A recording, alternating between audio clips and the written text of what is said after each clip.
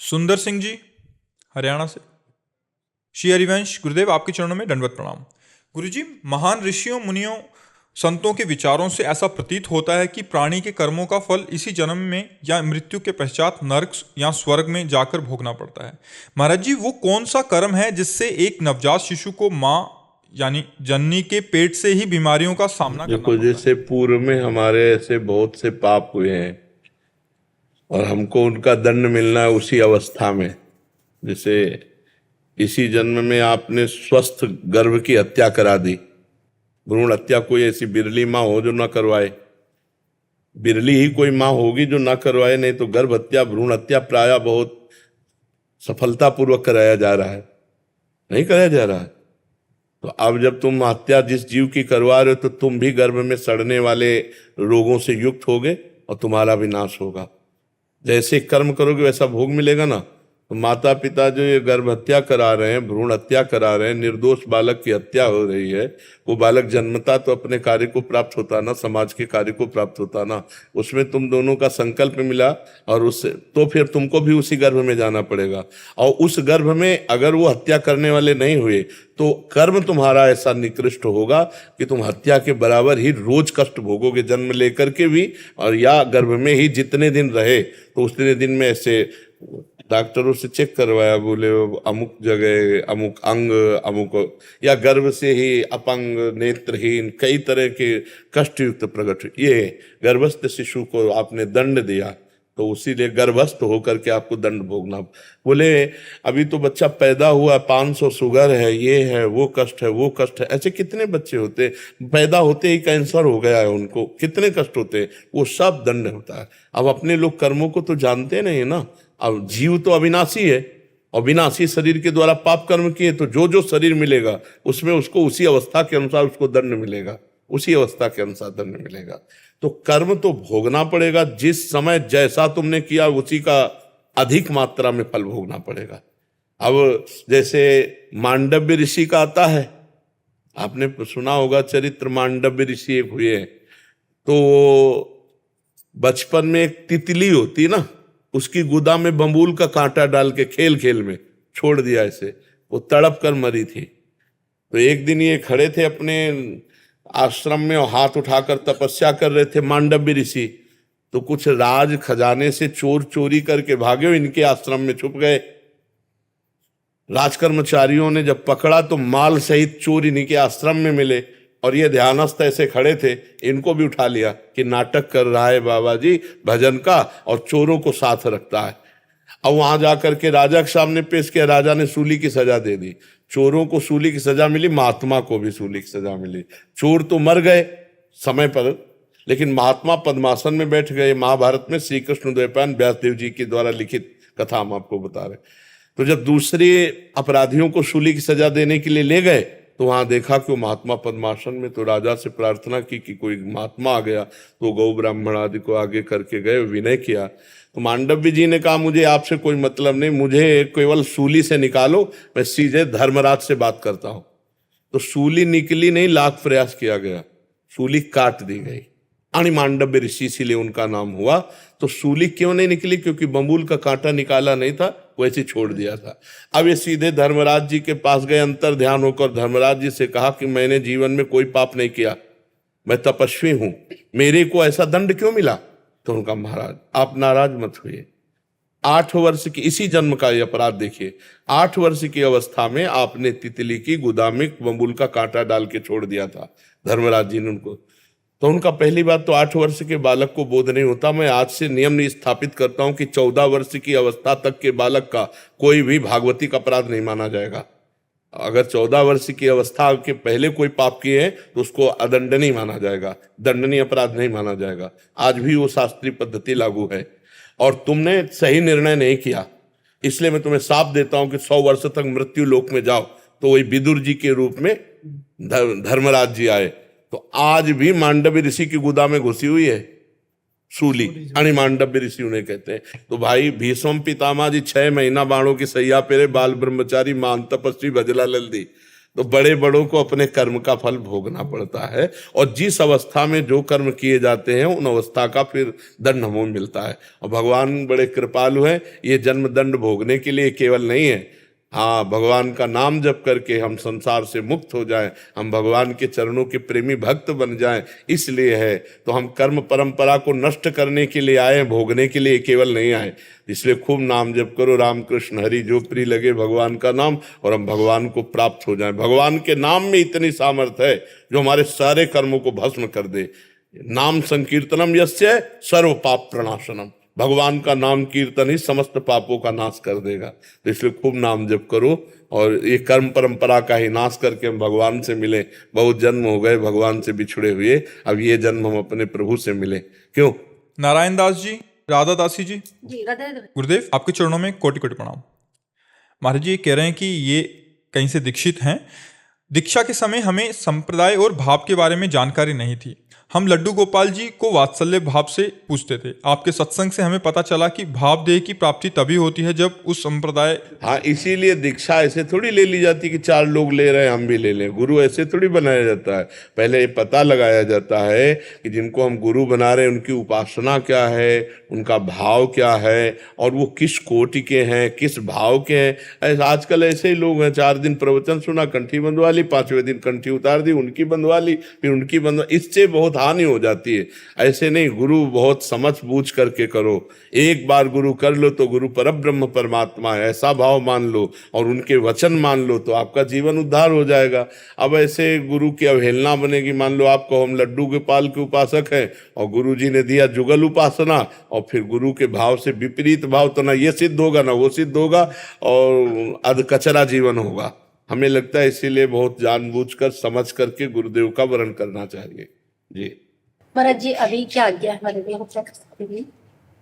अभी जो हमारे गुरुजी ने हमको दिया है गुरु मंत्र, उसका हम नियमित जाप करते हैं, करना चाहिए। और राधा नाम के जाप भी करने की कोशिश करते हैं आपकी कृपा से। हाँ ठीक है। तो महाराज जी अभी आप बताइए, हमारा मार्गदर्शन कर दीजिए। नहीं, हम ये कहते हैं कि जो गुरुदेव भगवान ने उपासना दी है उसी के अनुसार चलना चाहिए। सिद्धि जो है, परिपक्व अवस्था, देखो गुरुदेव में ऐसी निष्ठा होनी चाहिए कि जब सप्त ऋषियों ने आकर के कहा पार्वती जी से, नारद जी के उपदेश से भगवान शिव को पति बनाना चाहती हो, आप सुनो हम बढ़िया दूल्हा आपको दिलाएंगे, भगवान बैकुंठनाथ भगवान में। तो पार्वती जी ने कहा, तजऊ न नारद कर उपदेशु, आप कहें 7 बार महेशु। मैं अपने गुरुदेव नारद जी के वचनों का त्याग नहीं कर सकती, चाहे स्वयं इष्ट भगवान महादेव जी आकर 100 बार मुझसे कहें।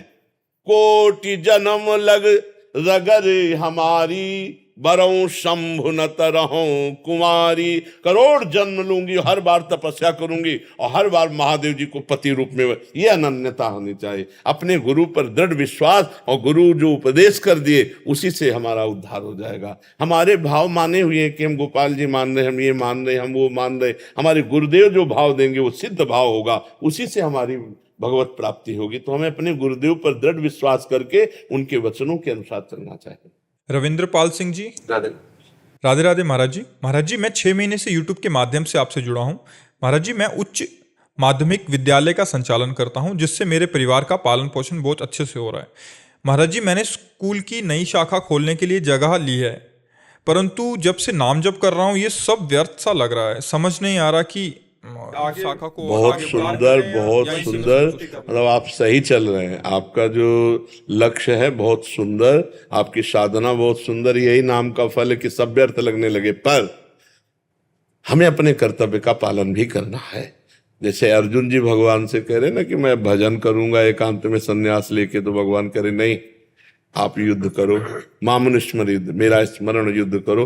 तो आप नाम जप करते रहिए और विद्यार्थियों को उत्तम से उत्तम ज्ञान प्राप्त हो, अध्यात्म भी और आधुनिक भी।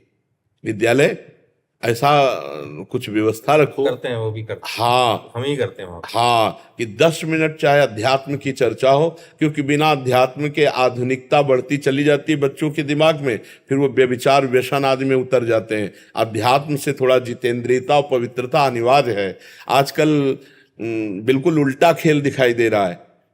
विद्या विनयम ददाती, विद्या विनय प्रदान करती है, और आजकल पढ़े लिखे बच्चे अपने माता पिता को उद्दंडता पूर्वक व्यवहार करना, जवाब दे देना, उनकी बात ना मानना, उनको पीट देना, अवहेलना कर, तो ये बहुत उद्दंडता बढ़ रही।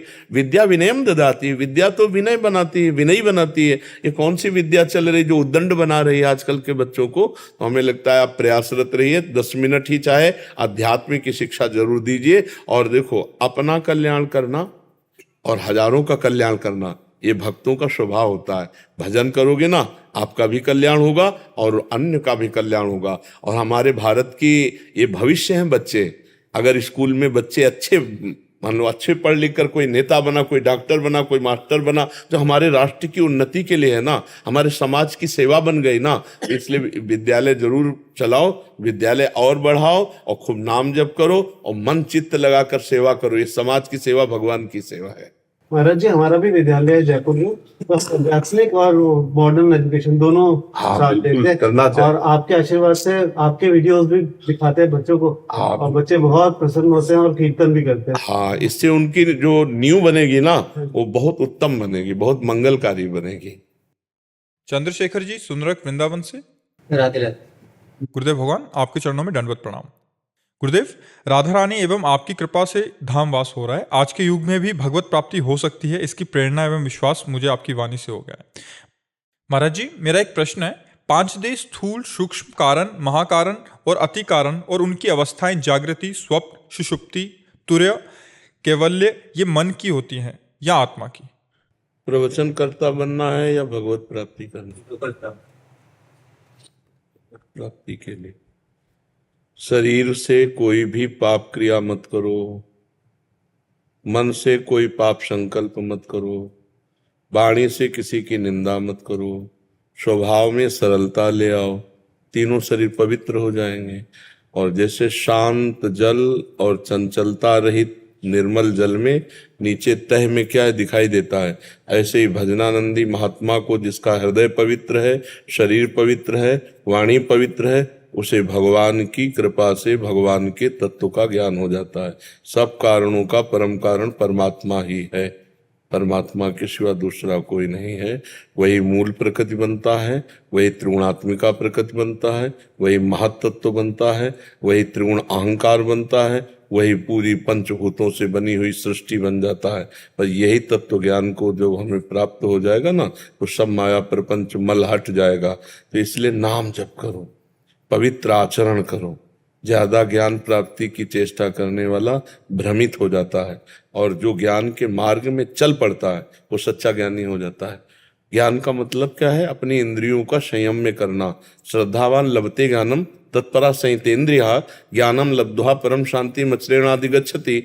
अब लगो, जान लिया ना असत संसार है, उसके भोग से अपने को बचाओ। वीर हो तो काम विजयी बनो, क्रोध विजयी बनो, लोभ विजयी बनो, मद विजयी बनो, मोह विजयी बनो, मत्सर विजयी बनो। अभी भगवत साक्षात्कार हो जाएगा।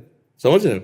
सब कारणों का कारण परमात्मा है, और उसमें चाहे जितने कारण जोड़ लो, सब कारणों का परम कारण परमात्मा है। और उसकी प्राप्ति होना ही सर्वसिद्धि है। और उसकी प्राप्ति होती है तन पवित्र, मन पवित्र, वचन पवित्र, स्वभाव पवित्र। अब उसके लिए नाम जप करो और अपनी इंद्रियों को जितेंद्री मनोनिग्रही, अभी सब काम बन जाए।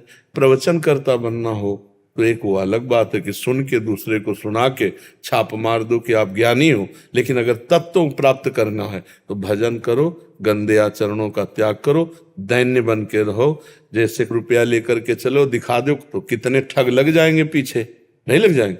अगर फटे झोला में रुपया डाल लो, फटा बोरा में, और निकल जाओ, कोई तुमसे पूछने वाला नहीं। तो इस संसार में यदि अपने को तुम कुछ ज्ञानी महात्मा या विद्वान या भगत जनाना चाहोगे, लुट जाओगे। और अगर दैली बन गए, इसीलिए त्रणादपि सुनीचेन तरोरी सहिष्णुना अमानिना मान देन कीर्तनिया सदा हरि। अपने को तृण से भी नीच, तो फिर मार्ग है ये, चलो, मार्ग में चला जाता है। मार्ग को अगर हम केवल दिमाग में ही समझ लें और चले ना, तो कोई लाभ नहीं मिलेगा। जैसे हमने हलवा बनाने की पूरी प्रक्रिया सीख ली पर कभी बना के नहीं खाया, तो फायदा क्या हुआ प्रक्रिया सीखने से? तो जो वाचिक ज्ञान है, प्रवचन है, शास्त्रीय ज्ञान है, ये केवल प्रक्रिया है। अब उसमें घुसो, उस प्रक्रिया को करो, और वैसे ही बनाकर उसको पाओ, तब समझ में आएगा। तो आत्मानंद का अनुभव होता है जैसे दूध में घी है पर प्रक्रिया के द्वारा निकलेगा, ऐसे सब में परमात्मा है, स्थूल में भी, सूक्ष्म में भी, कारण में भी। और स्थूल सूक्ष्म कारण तीनों से परे भी है वो। जैसे दूध से परे घी है और दूध में ही घी है, सबसे परे, सब में भरे। बस इसी रहस्य को जो जान गया तो वही सिद्ध हो जाता है। या रहस्य रघुनाथ कर बेग न जाने कोई, और जो जाने रघुपति कृपा तो सपने मोह न हो। डट के भजन करो, जितेंद्री बनो, मनोनिग्रही बनो, अभी परमार्थ का। और भाई प्रवचन वाली तर्क वितर्क वाला तो मार्ग अलग है, वो तो अलग। ये तो यहाँ मार्ग सच्चाई का पूछो तो वह ये है कि रूप छके घूमत रहें, तन को तनिक न भान, नारायण दृग जल बहे, यह है प्रेम पहचान। ना काहू सो बोलिबो, ना कोई व्यवहार, अपनी कुंवर किशोरी को जियत निहार निहार। प्रवचन करना अलग है और प्रवचन को जीवन में उतारना अलग है। उतारने वाला अनुभवी होता है, और केवल ये तो फिर ढोंग पाखंड का नाटक बहुत चलता है। इसलिए बच्चा सच्चाई से चलना बहुत कठिन है। मन भोगों में जा रहा है, उसको हटा के परमात्मा में लगाओ, बहादुर हो तो करके दिखाओ। यही है ज्ञान। ज्ञान का मतलब क्या है? जब हमने जान लिया कि भोग असत हैं, संसार असत है, तो हम अपने चित्त को सत में लगावे ना। अब चित्त को लगा के सत में देखो तभी बहादुर हो, और लग गया तो परमात्मा प्राप्ति हो गई। यही तो हमारा पूरा जीवन का प्रयास है नहीं? तो ज्यादा प्रयास सफलता की तरफ ले जाता है, और ज्यादा बकवास, वो तर्क वितर्क, संयम असंयम, इन्हीं की चर्चाएं केवल है। जीवन में संयम नहीं है, जीवन में साधना नहीं है, जीवन में भगवत संबंध नहीं है, केवल चर्चा है। तो चर्चा मात्र से, बातों से कोई काल पर विजय प्राप्त कर सकता है क्या? उसके लिए तो साधना करनी पड़ेगी, उसके लिए भजन करना पड़ेगा। नहीं, अब साधना क्या हो रही है? नहीं खान पान ते भावे है, नहीं कोमल वसन सुहावे है, सब विषय लगे ते खारा है, हरि आशिक का मग्न आ रहा है। वो भगवान का प्रेमी वो अंदर ही अंदर घुट रहा है। कब प्रभु मिले, कैसे मिले, उसको कुछ ये अच्छा लगेगा, रुपया पैसा भोग सामग्री। ये तो बच्चा अगर प्रवचन करना बनना हो तो बात अलग, नहीं तो परमार्थ में है तो अपनी इंद्रियों का संयमन करके, मन को निग्रह करके परमात्मा में लगा दो, सब पता चल जाएगा क्या है। वही तो जनाता है क्या है। नहीं, तुम थोड़ी जान सकते हो। सोई जाने जे देव जनाई, वो जना देगा। उसका भजन करो, डट के भजन करो, अभी वो बता देगा अपना परिचय। और जानत तुम्हें हो जाए, जब जान गए तो तुम भी भगवत स्वरूप हो जाओगे। गुरुशरण पांडे जी लखनऊ से। राधे राधे महाराज जी। महाराज जी, मेरा प्रश्न है कि सत्संग में एक उदाहरण देकर आपने समझाया था कि यमुना जी जाने के कई रास्ते हैं, लेकिन हम सबको जाना यमुना जी है।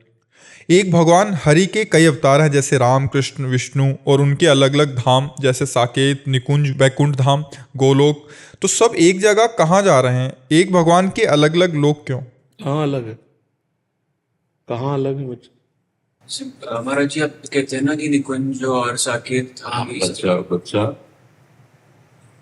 हम अपने प्रीतम को जब सखा भाव से देखते हैं तो वो किसी का पति है, पर मेरा सखा होगा कि नहीं होगा?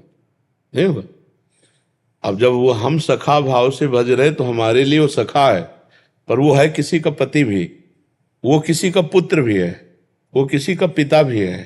जैसे दास्य भाव, सख्य भाव, वात्सल्य भाव, कांता भाव, गोपी भाव, सहचरी भाव, ये भगवान की प्राप्ति के, भगवान के प्रेम के भाव है ना। तो जिस समय हम अपने प्रभु को सखा भाव से भजेंगे तो वो मेरे दोस्त है।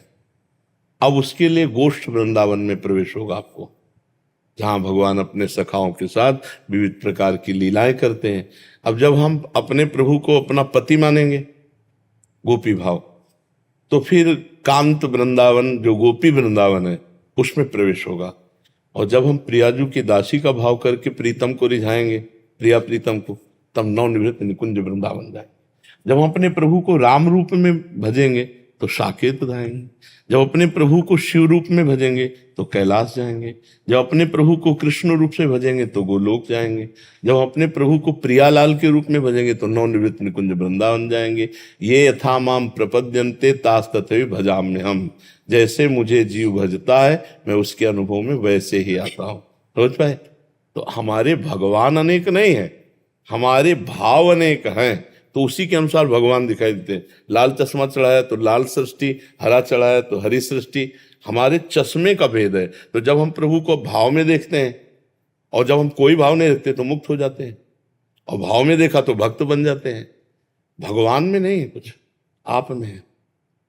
आपने अपने को गोपी माना तो भगवान आपके कांत बन गए, आपने अपने को पिता माना तो भगवान आपके पुत्र बन गए, आपने सखा माना तो भगवान आपके सखा बन गए। तो जहां सखा की लीला हो रही है वो गोष्ठ वृंदावन है, जहां गोपी के साथ लीला हो रही है वो गोपी वृंदावन है, जहां प्रियालाल के साथ सखियां लीला कर रही हैं वो नवनिवृत्त निकुंज वृंदावन है, जहां राम लीला हो रही है वो साकेत धाम है, जहां शिव लीला हो रही है वो कैलाश धाम है। तो वही धाम है एक, वही आपके लिए कैलाश हो जाएगा, आपके लिए साकेत हो जाएगा, आपके लिए वृंदावन चिदानंद धाम। वही राम है, वही श्याम है, वही वाराह बन गए, वही मत्स्य बन गए, वही कूर्म बन गए, वही नरसिंह बन गए, वही वामन बन गए, वही राम बन गए, वही परशुराम बन गए, वही कृष्ण बन गए, है ना वही।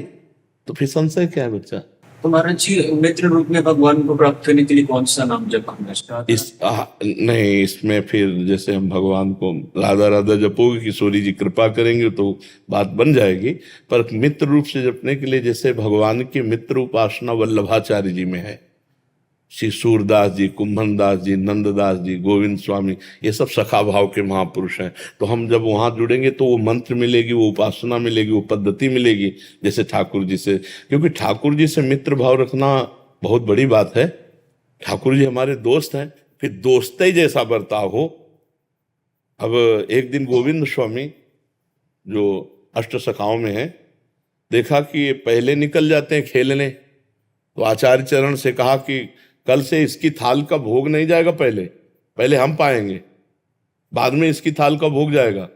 तो जानते थे सिद्ध पुरुष गोविंद स्वामी, तो बोले ऐसा कैसे हो सकता है, पहले ठाकुर जी को जाएगा, तुम्हें क्यों जाएगा। बोले भगवान ये पहले खा के निकल जाता है और वहां इसलिए पहले हम पाएंगे और हम जाएंगे तो इसको रोकेंगे। एक दिन गोविंद स्वामी खड़े खड़े लघुशंका कर रहे थे गिरिराज जी की तलहटी में, तो सब वैष्णव जन जो परिक्रमा दे रहे थे वो आए और कहा जय जय। गोस्वामी जी से कहा विठलनाथ जी से कि जय जय अब तो बहुत ही हद कर दिए, गिरिराज जी की तलहटी में हम खड़े खड़े लघुशंका करते देखा है, वैष्णव आचार से बिल्कुल ये भ्रष्ट हो गए। बुलाया गोविंद तो आए, हाँ जय जय। बोले खड़े खड़े गिरिराज जी की तलहटी में मूत रहे थे। बोले हाँ जय जय। क्यों, वैष्णव हो तुम ऐसे कैसे लघुशंका कर सकते हो। बोले जय जय ये चढ़ा था कांधे पे, हमने कहा लघुशंका जाना, तो बोले तुम हमारे घोड़ा बने हो तो घोड़ा जैसे करता वैसे करो। बोले खड़े कर रहे।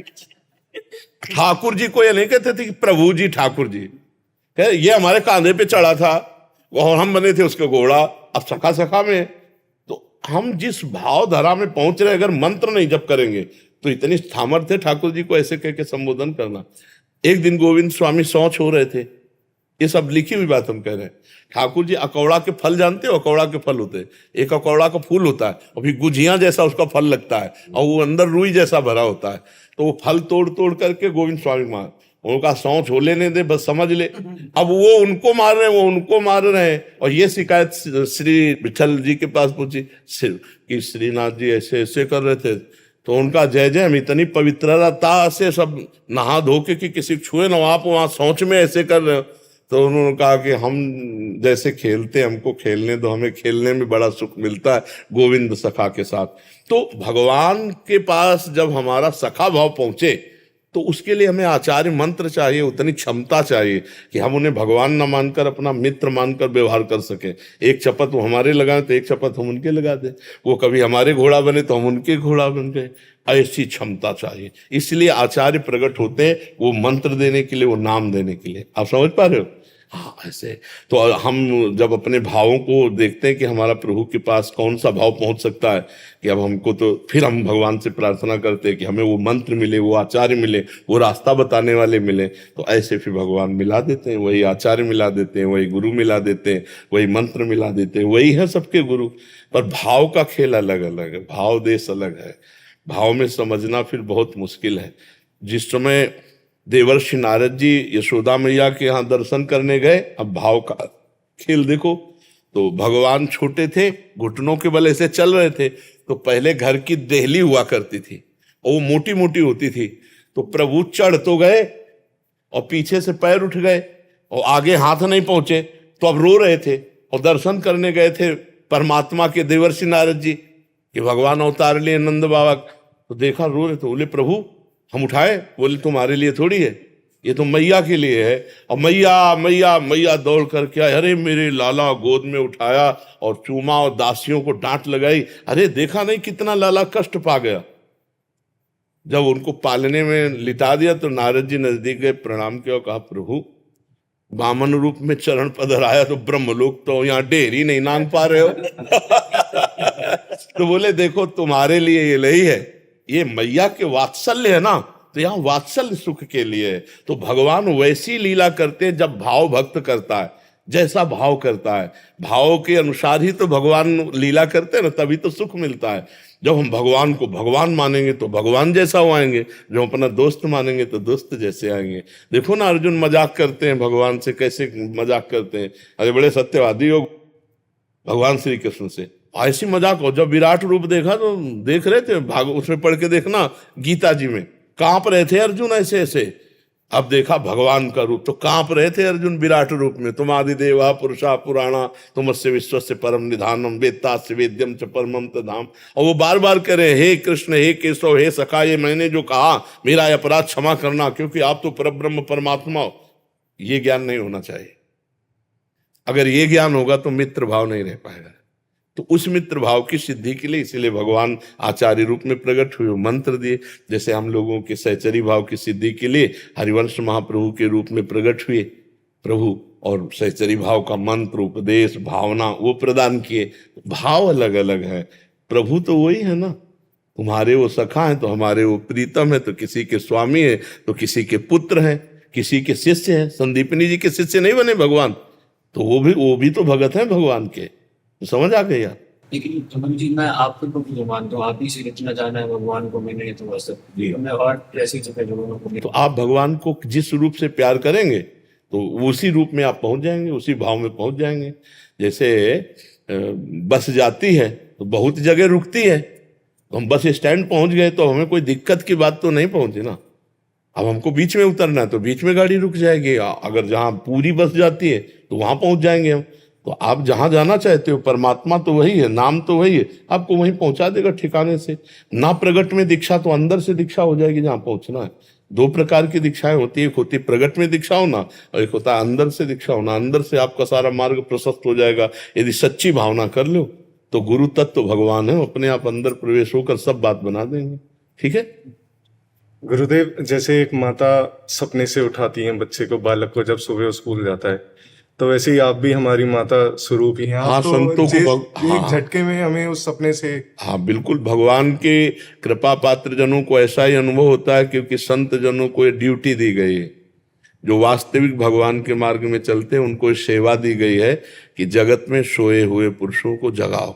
उठ जाग मुसाफिर भोर भया, अब रैन कहाँ जो सोवत है। जाग जाग, अपने स्वरूप में जाग जा। तो ये भगवान सेवा देते हैं। तो हम स्वप्न में घुस के जगा रहे हैं, स्वप्न में घुस के हमारा तुम्हारा जो मिलन हो रहा है ना, मैं और तू से हो रहा है, तो अभी सही नहीं है।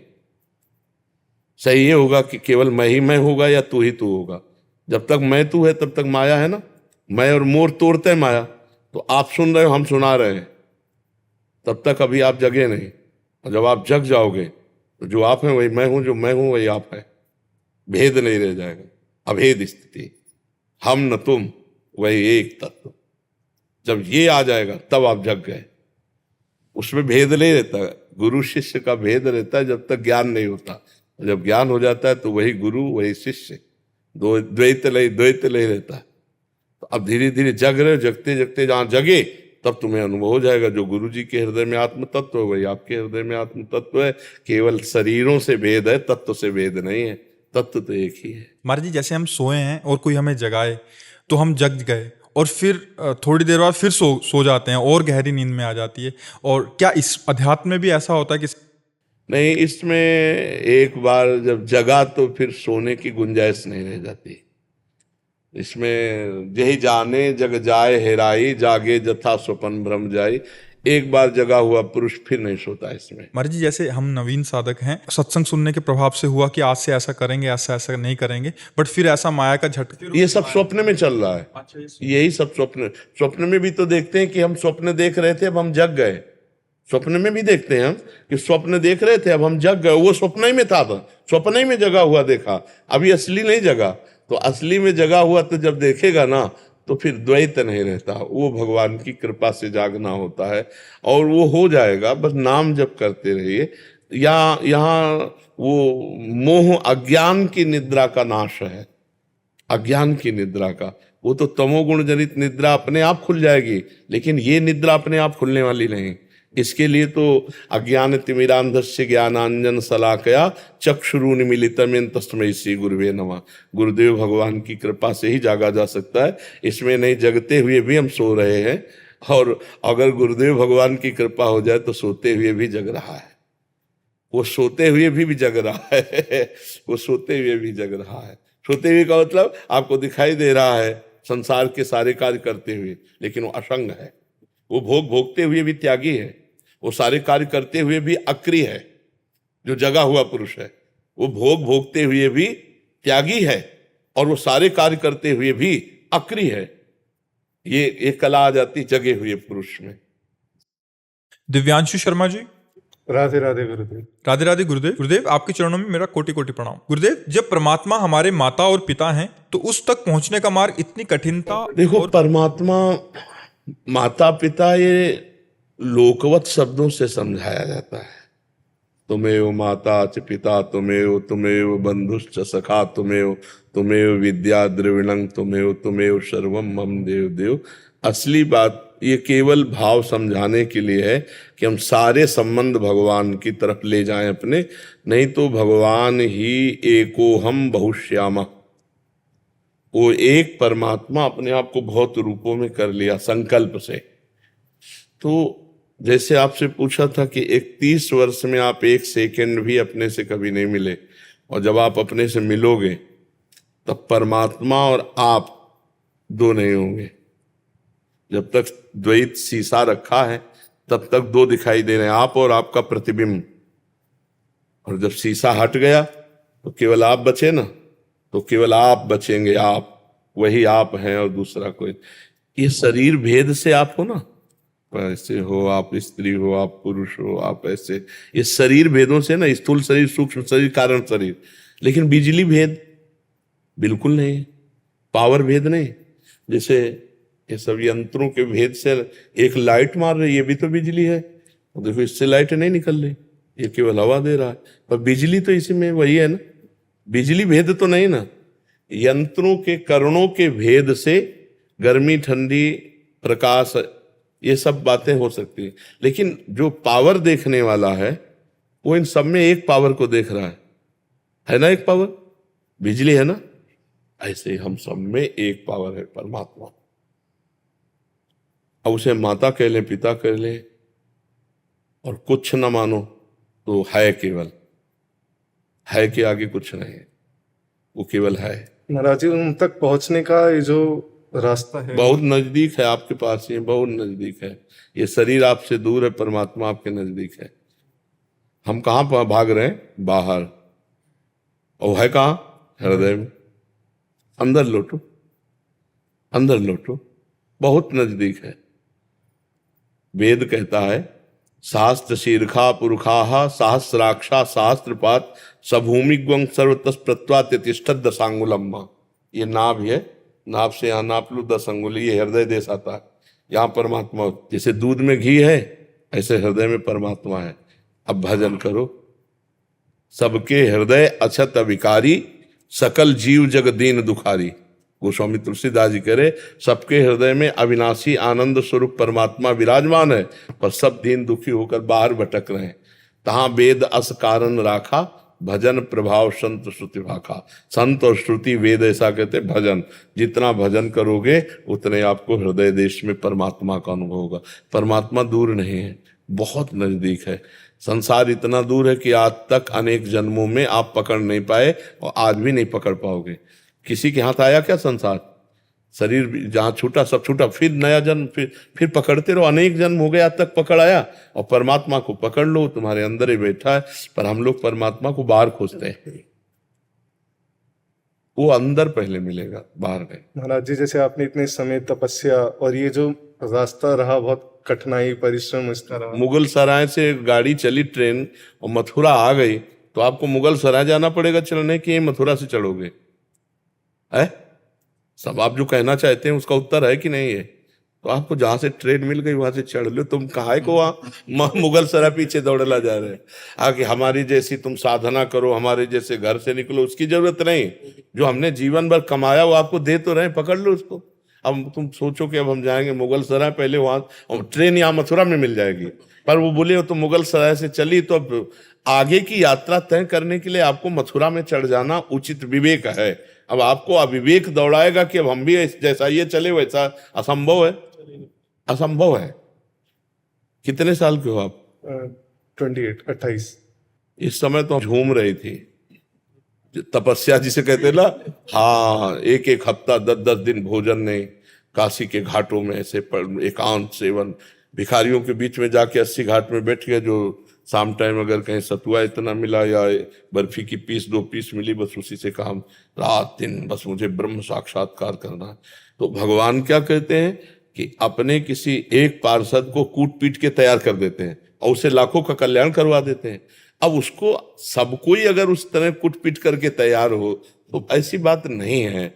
हाँ, एक बार एक अस्त्र बहुत आग में पीट करके तैयार किया जाता है और वो बहुत बड़ा काम कर देता है।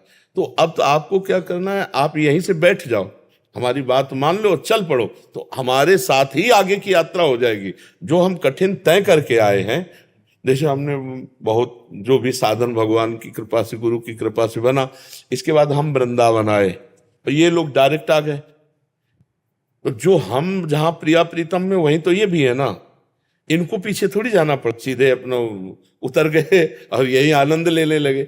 और जो आनंद वृंदावन हमको इतने कठिनता के बाद मिला, इन बच्चों को तो ऐसे सहज में मिल गया ना। तो ये कैसे मिल गया? ये कृपा से मिल गया। तो अब जैसे कोई 1 अरब रुपया कमाए है और ट्रांसफर करके आपको 1 मिनट में अरबपति बना सकता है। आप कह दो यार 1 अरब रुपया कमाने तो बड़ी मेहनत है। हाँ, मेहनत है, लेकिन अगर अरबपति आदमी चाहे तो आपको 1 मिनट में अरबपति बना सकता है। तो ऐसे संत भगवान के निज जन है। तभी कहा, जब द्रवय दीन दयालु राघो तो साधु संगति पाइए। क्यों? क्योंकि साधु संगत से जो बड़ी बड़ी तपस्याओं से काम नहीं बनता, मिनट में बन जाता है। ये जो बातें आप सुन रहे हो, अगर दिमाग में बैठा लो तो आप विश्व में कहीं घूम आओ, आपको कोई फंसा नहीं सकता। जहां आप बैठोगे तो जैसे रबड़ी खाने के बाद गुड़ का सीरा अच्छा नहीं लगता। तो अब वो बात जो आपको मिल रही है, अगर उसको स्वीकार कर लो, तो जो हमने जीवन में कमाया वो आपको ट्रांसफर हो रहा है बिना परिश्रम के, जिसे कहते हैं अहेतु की कृपा। तो भगवान ये दे रहे हैं, उसे स्वीकार कर। पर क्या होता है कि जैसे फ्री कोई चीज दी जाए तो उसकी हाँ वैल्यू ले, उसकी मान्यता लेते ले। ऐसे हम देखो प्रसन्न होकर आपको शब्दों का प्रसाद दे रहे हैं, शब्दों का। अब उनमें कोई भाग्यशाली होगा इस प्रसाद को ले पावे। ये जो जीवन को तपा करके, जीवन को समर्पित करके भगवान से जो ज्ञान प्राप्त किया गया, गुरु भगवान से, और वो जो आपको मिल रहा है अमूल्य है।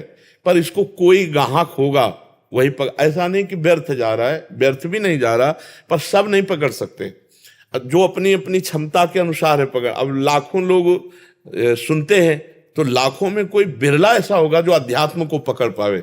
कुछ तो भाई व्यसन नहीं करना चाहिए, कुछ अरे यार नरक जाना पड़ेगा अगर शराब पिएंगे, मांस खाएंगे, आज से छोड़ रहे हैं। अपनी अपनी क्षमता के अनुसार सब बातों को ग्रहण। कोई बिरला ऐसा होगा जो अध्यात्म की बात, जैसे अपनी बातें हो रही ना, ये शुद्ध ज्ञान की बातें हो रही, इनको कोई बिरला पकड़ेगा। और जो पकड़ लिया तो धनी हो गया, ज्ञान का धनी हो गया। लेकिन गुरुजी देखा गया कि जे कोई भी आदमी मतलब इस मार्ग में आते हैं जब उम्र बढ़ जाता तभी आते हैं, मतलब बचपन में कोई भी मतलब इस नहीं, सब उम्र बढ़ करके आते हैं ऐसा नहीं।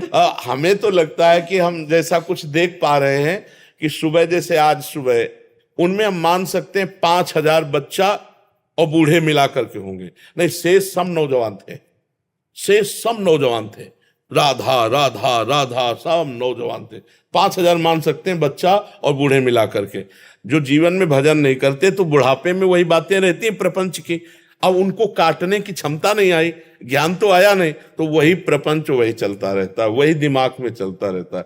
एक 92 वर्ष के हमें बूढ़े मिले थे। पहले हमारे मन में था कि 40 वर्ष के बाद शायद काम आदि से मुक्ति मिल जाती हो। मतलब जब हम घर से चले ब्रह्मचर्य में आए, तो अब एक दिन 92 वर्ष के बूढ़े मिले, तो उनसे एकांत में कहा कि आप ऐसा मत समझना कि मैं अभद्र व्यवहार कर रहा हूं आपसे, आप हमारे पिता के तुल्य हैं, पर हम ये जानना चाहते हैं कि हमारे मन में एक बातें आती कि जैसे काम आदि वेदना है, तो ये हमें लगता है 30-40 तक रहती होगी, इसके बाद खत्म हो जाती होगी। क्योंकि अब नए संसार में हम आए थे, 11 वर्ष से घर से निकल चुके थे। तो उन्होंने कहा ब्रह्मचारी जी तुम्हें बतावे, बोले 92 वर्ष के हैं, इंद्रियां काम नहीं करती, लेकिन मन वैसे है, मन वैसे है। तब हमें लगा कि अवस्था से नहीं, भजन से इनको मारा जाएगा, ये अवस्था से शांत नहीं होती। तो हमें लगता है अगर जवानी में, बाल्यावस्था में भजन के संस्कार नहीं बने, तो बुढ़ापा में प्रभु भजन हो नहीं सकता। आपको ऐसे मिले हो कि जो जवानी में भजन ना किए हो और बुढ़ापा में भजन कर रहे हो, तो हमें बताना। मार्गदर्शन नहीं मिला उनको। हाँ, जो जीवन, अच्छा जैसे मान लो हमने कभी पिस्तौल चलाने का अभ्यास नहीं किया, तो हम फेंक के भले मार सकते, गोली नहीं चला सकते, क्योंकि हमें ज्ञान ही नहीं है। तो जब आपको ज्ञान ही नहीं है मन को विषयों से काटने का, कि कैसे हम मन को विषयों से काट कर हटाएं, कैसे हम चित्त को परमात्मा में लगाएं, तो बुढ़ापे में कैसे लग जाएगा। बुढ़ापे में बैठे वही बहू बेटा की निंदा करते रहते हैं और इधर उधर की प्रपंच की बातें करते रहे। भजन, अगर कहीं माला हाथ में हुआ भी तो माला अपनी तरफ सरकेगा और बातें अपनी तरफ होंगी। और अगर जैसे आप लोगों की अवस्था है और भजन का आपने संभाला, अब आप वृद्धावस्था में एक अच्छे भजनानंदी हो जाएंगे, क्योंकि आपने अभ्यास किया। इसीलिए प्रहलाद जी कह रहे कौमार आचरित, कुमार अवस्था से ही भजन में चित्त को लगा देना चाहिए। देखो, अब जैसे कहा जाए कि चौथी अवस्था में सन्यास ले लिया जाए, नहीं, और बुढ़ापे में भजन हो, तो हम तुम्हें लिखित दे सकते हैं कि अगर उसने घर में भजन नहीं किया, उसने अभ्यास नहीं किया, तो यहाँ बाबा जीवन के भंडारा खाएगा, रुपया कमाएगा, फिर घर भेजेगा और वहां बहू बेटों से संपर्क रखेगा, क्योंकि वो मोह को काट नहीं सकता। मोह की काटने के लिए जो ज्ञान चाहिए था वो तो मिला नहीं उसको जीवन में।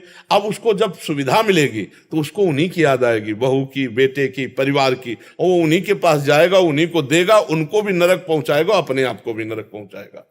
तो जब तक जवानी में अभ्यास नहीं किया गया तो बुढ़ापे में भजन नहीं हो सकता। ये हमारा बहुत जगह से मिला हुआ अनुभव है, बहुत लोगों से मिला हूं, बहुत जनों से मिला हूं, और ये खूब पक्का अनुभव। ये इसमें हम किसी के तर्क की गुंजाइश नहीं रखते कि अगर बुढ़ापे में भजन हो रहा है तो उसने जवानी में जरूर संत संग किया है, जरूर भजन किया है, तब उसका भजन हो रहा है। और अगर बुढ़ापे में भजन केवल करना चाहे, जवानी में नहीं किया, तो हम लिखित दे सकते हैं वो मन को परमात्मा में नहीं लगा सकता, क्योंकि 50-60 वर्ष का उसका संस्कार उसको भजन में नहीं बैठने देगा, भजन में नहीं लगने देगा। इसलिए धन्यवाद है जो आप सब लोग जवानी में अध्यात्म मार्ग की बातें जानना चाहते हो और भजन में लगना चाहते हो। बहुत कृपा करे, काम हो गए हमारे भी पैर।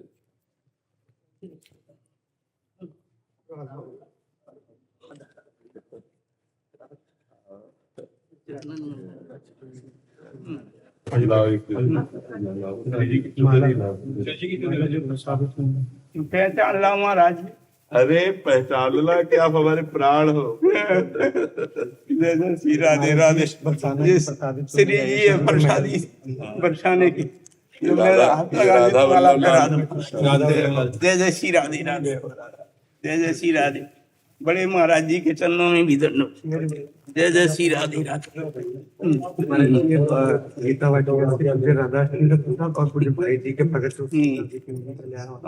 और महाराज जी जो इसका नाम तो युगलचंद बना न, ज्यादा राधा 32 मंजरी इसमें। जय श्री राधा नाम की महिमा परम्पार, सुमृत सुंदर सामरो निज मुख बारंबार।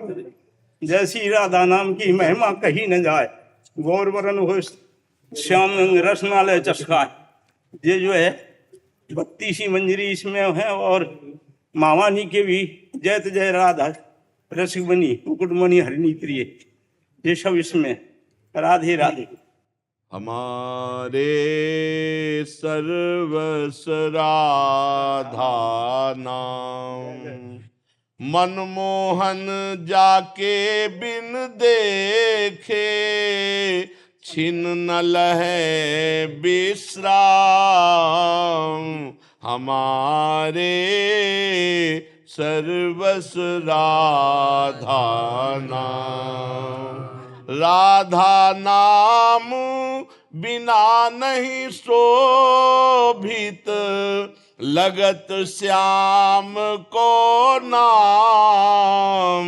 एक बार बोलो जय मुख ते जय जय राधे श्याम हमारे सर्वस राधा नाम। राधा राधा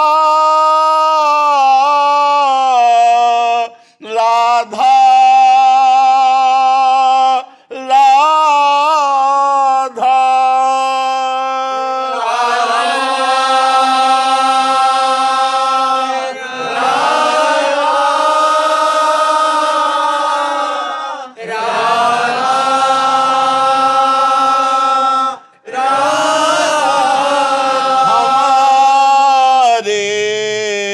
सर्वस राधा नाम हमारे सर्वस राधा नाम। श्री रंग देवी आदि सहचरी मिली सेवत आठोयाम।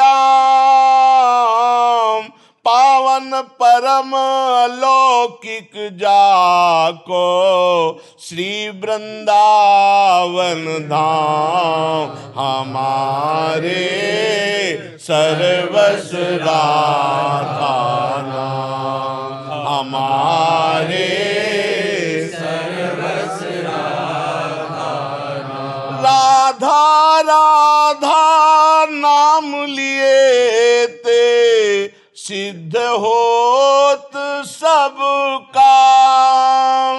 राधा राधा नाम लिए सिद्ध होत सब काम। 184 फेर न आवत 184 फेर न आवत। पावत अविचल ठाम हमारे सर्वस राधा नाम हमारे सर्वस राधा नाम। राधा राधा राधा जय श्री राधे राधे महाराज दंडवत जय जय कमाल के लिए राधे राधे। शशांक शर्मा जी गाजियाबाद से। राधे राधे। राधे राधे महाराज जी, आपके चरणों में दंडवत प्रणाम। महाराज जी, संतों के मुख से सुना है कि ये संसार सपना है। महाराज जी, फिर मनुष्य जीवन में किए गए अच्छे या बुरे कर्मों का क्या महत्व है? ये भी स्वप्न है। जब जगोगे तभी तो पता चलेगा। जैसे हम स्वप्न में देखते हैं कि बुरा कर्म किया, पुलिस आई पकड़ी, डंडा चलाया। हमने अच्छा कर्म किया, पुरस्कार मिला, बड़ा नमस्कार हो रहा, बड़ा यश कीर्ति हो रही। लेकिन जब जगे तो दोनों झूठे थे ना। लेकिन स्वप्न में तो झूठे नहीं लग रहे थे ना। इसलिए अभी मोह निशा सब सोवन हारा, देखे स्वप्न अनेक प्रकारा। ये जग जामिनी जागे जोगी, परमारथी प्रपंच भी होगी। जिस समय आप अपने स्वरूप में जगेंगे, वास्तविक ज्ञान होगा, तो ये सब स्वाप्निक जगत उमा कहूँ मैं अनुभव अपना, सत हरि भजन जगत सब सपना। ये आपको वैसे ही प्रतीत होगा जैसे जगने पर स्वप्न झूठा दिखाई दिया।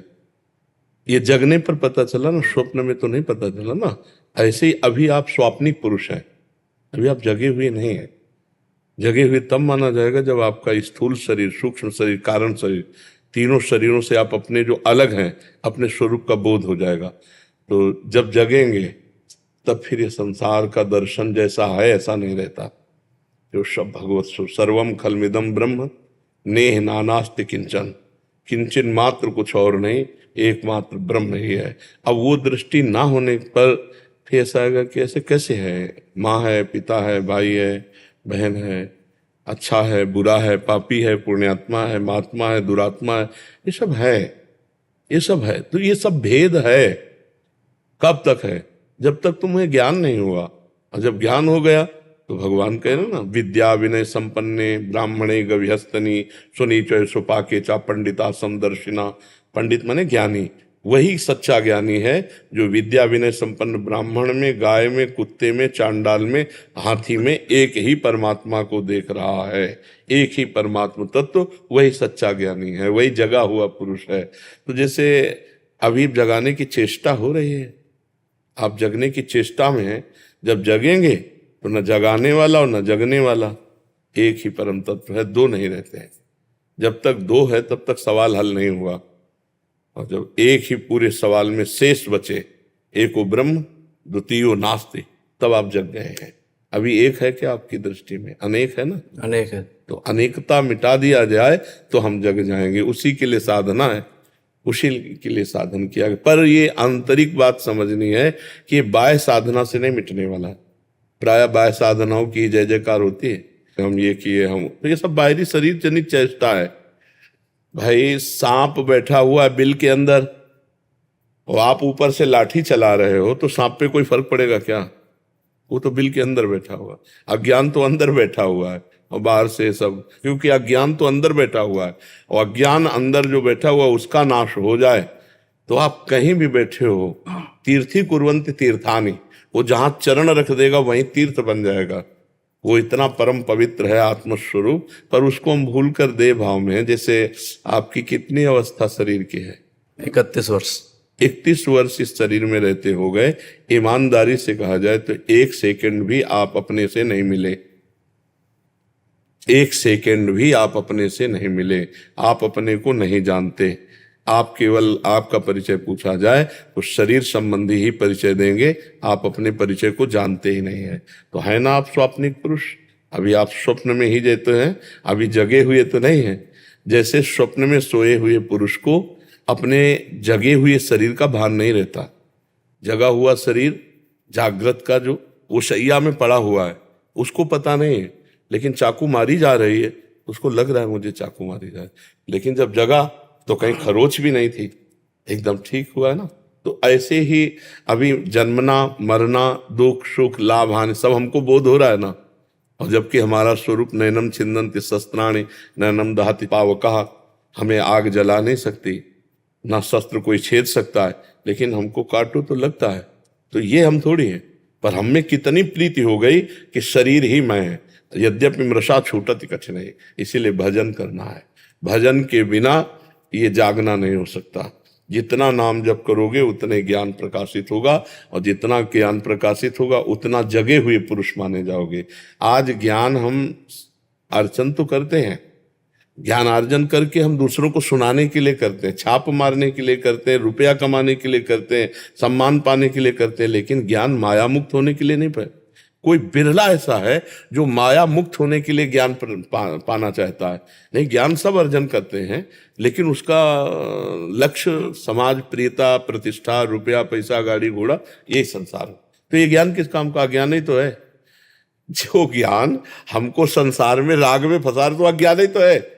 तो वो सही ज्ञान तो प्राप्त नहीं हुआ। सही ज्ञान तो ये कि हम काम क्रोध विजयी बने, हम माया मुक्त हो, हम देह राग रहित हो, हम उत्तम विचार से भगवान के चिंतन में, प्रेम में डूबे, अज्ञान में तो प्राय प्रेम और ज्ञान की बातें करके रुपया में डूबा जाता है, सम्मान में डूबा जाता है, लोक कीर्ति, लोक यश प्रवाह में।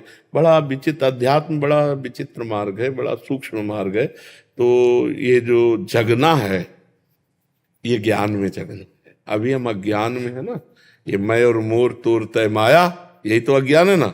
जय बस कीने जीव निकाया, अब इसी को हटाना है। तो इसलिए खूब नाम जप करो, सत्संग सुनो और अपने बड़े बुजुर्गों की सेवा करो।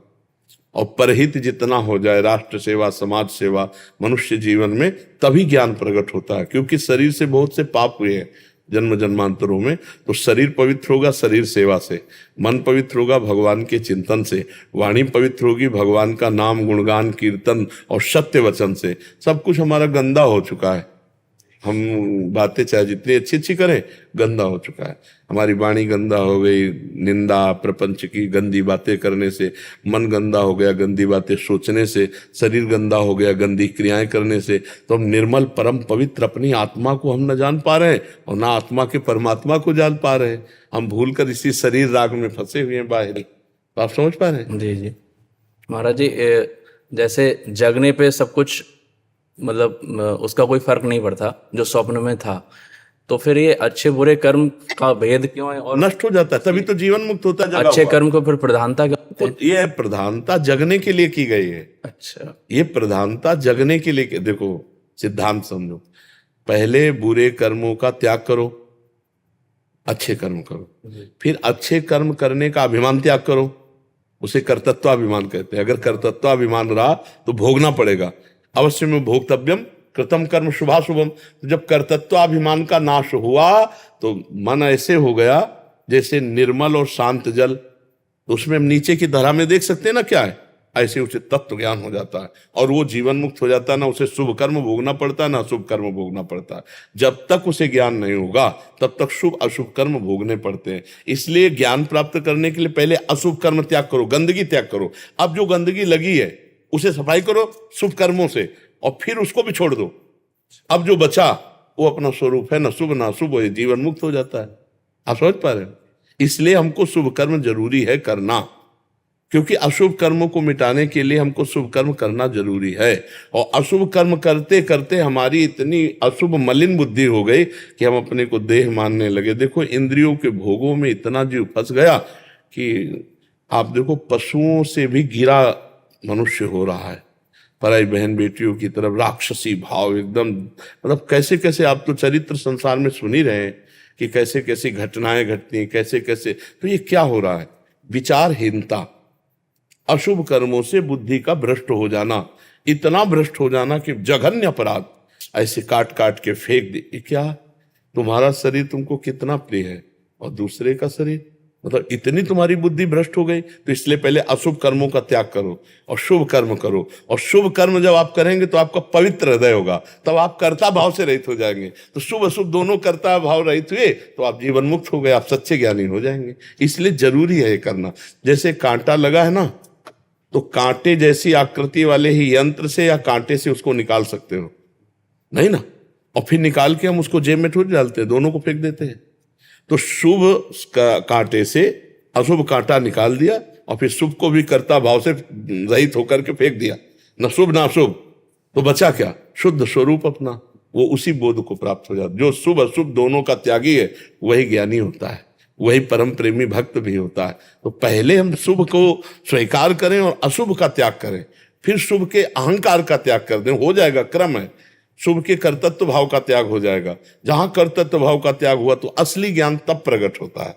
उस ज्ञान में वो देखता है अपने को अकर्ता, वो दृष्टा साक्षी मात्र देखता है, तभी वो मुक्त हो जाता है। और भक्त क्या करता है कि अशुभ का त्याग करके शुभ कर्मों को भगवान के चरणों में समर्पित कर देता है और भगवान की भक्ति में मस्त होकर शुभ अशुभ दोनों से पिंड छूट जाता है। जब तक शुभ अशुभ है तब तक जन्म मरण है। जैसे शुभ ही शुभ आपका अधिक हो गया तो आपको देवलोक जाना पड़ेगा, अशुभ अशुभ अधिक हो गया तो आपको नरक जाना पड़ेगा। शुभ अशुभ दोनों मिश्रित है तो मृत्यु लोक आना पड़ेगा। और शुभ अशुभ दोनों खत्म हो गए तो भगवान को प्राप्त हो जाओगे। समझ पाए आप?